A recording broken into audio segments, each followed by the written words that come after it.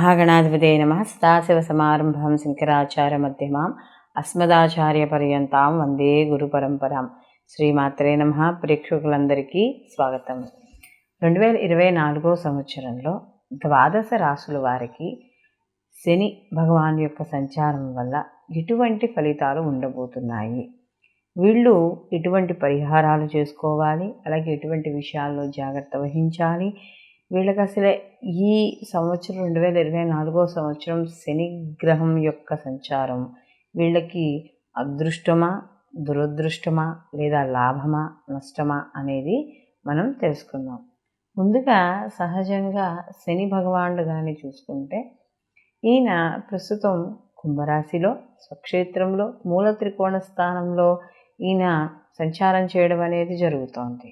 అయితే శని భగవానుడికి సహజంగా కానీ మనం కారకత్వాలు కానీ చూసుకుంటే శని భగవానుడు చాలా డిసిప్లైన్, మనకి ఆయనకంతా ఒక పద్ధతిగా ఉండాలి.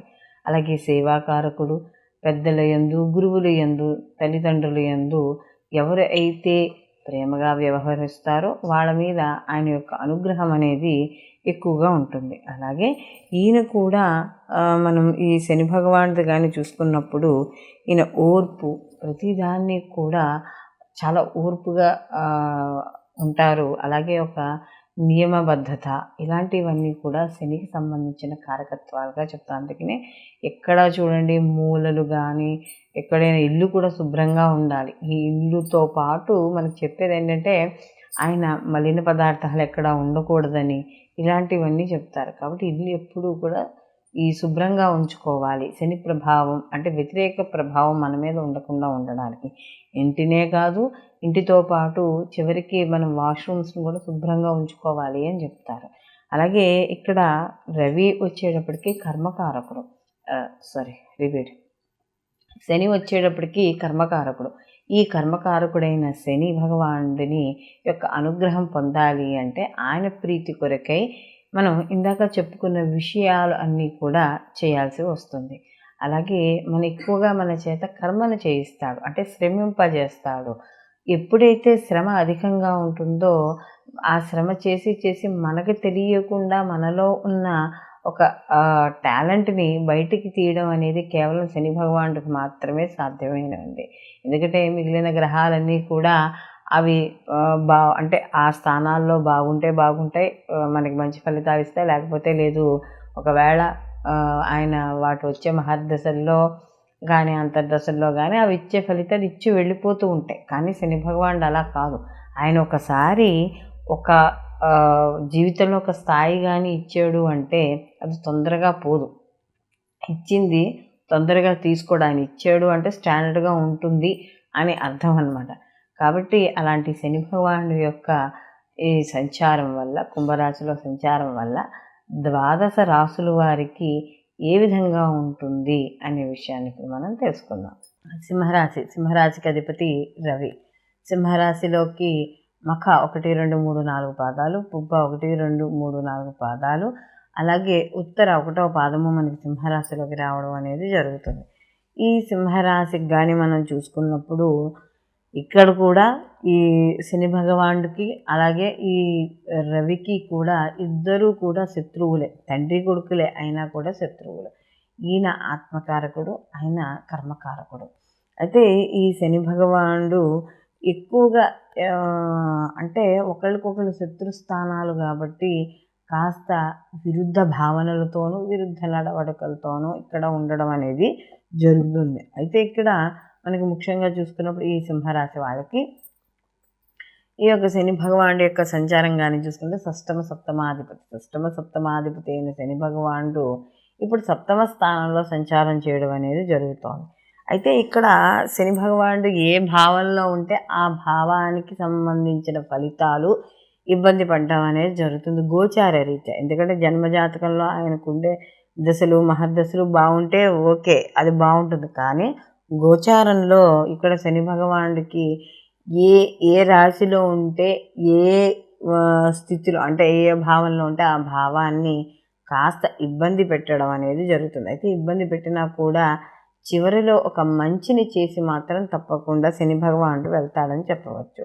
అలాగే సప్తమ స్థానంలో ఉన్నాడు కాబట్టి సప్తమ స్థానంలో ఉంటూ ఈ వీళ్ళకి ఈ తన యొక్క నవమ స్థానాన్ని చూడడం అనేది జరుగుతోంది. అలాగే ఈ సప్తమ స్థానంలో యొక్క దీనివల్ల భార్యాభర్తల విషయాల్లో కావచ్చు, అలాగే భాగస్వామి వ్యాపారంలో కావచ్చు, ఏదైనా సరే ఒక కాంబినేషన్తో ఉన్నవి నడుస్తున్నప్పుడు దానివల్ల ఇబ్బంది పడి అంటే వాళ్ళ ఆలోచనలు కావచ్చు, పనులు కావచ్చు, వాటి వల్ల కాస్త ఇబ్బంది పడే సూచనలు అనేవి మాత్రం ఇక్కడ ఈ యొక్క సింహరాశి వాళ్ళకి కనబడుతున్నాయి. అలాగే ప్రతి పనిలోనూ కూడా బద్ధకము, పనులు ఆ తర్వాత చేసుకోవచ్చులే అని చూడడము, లేకపోతే ఏదైనా అది చదువు కావచ్చు, ఉద్యోగం కావచ్చు, వ్యాపారం కావచ్చు, కాస్త శరీరానికి బద్ధకం అనేది ఎక్కువగా ఉండడం అనేది జరుగుతుంది. కాబట్టి అలాంటి విషయాల్లో కాస్త జాగ్రత్త అనేది వహించాలి. అలాగే ఇక్కడ ముఖ్యంగా చూసుకున్నప్పుడు ఇక్కడ ఈ సింహరాశి వాళ్ళకి రాశాధిపతి వచ్చే రవి కాబట్టి సహజంగా రవికి సంబంధించిన శ్లోకాలు ఆద్యహృదయ పారాయణం, లేకపోతే ఇంకేదైనా అరుణ పారాయణ చేయించుకోవడము, ఇలాంటివి చేయించుకోవడం. అలాగే ముఖ్యంగా ఈ ఆదిత్యహృదయ పారాయణ, శనికి సంబంధించి తైలాభిషేకాలు ఇలాంటివి చేయించుకోవడం ద్వారా మరిన్ని మంచి ఫలితాలు పొందడం అనేది జరుగుతుంది. మనము ఈ యొక్క శని భగవానుడి యొక్క సంచారం అనేది గోచార రీత్యా చెప్పుకునే సంచారం.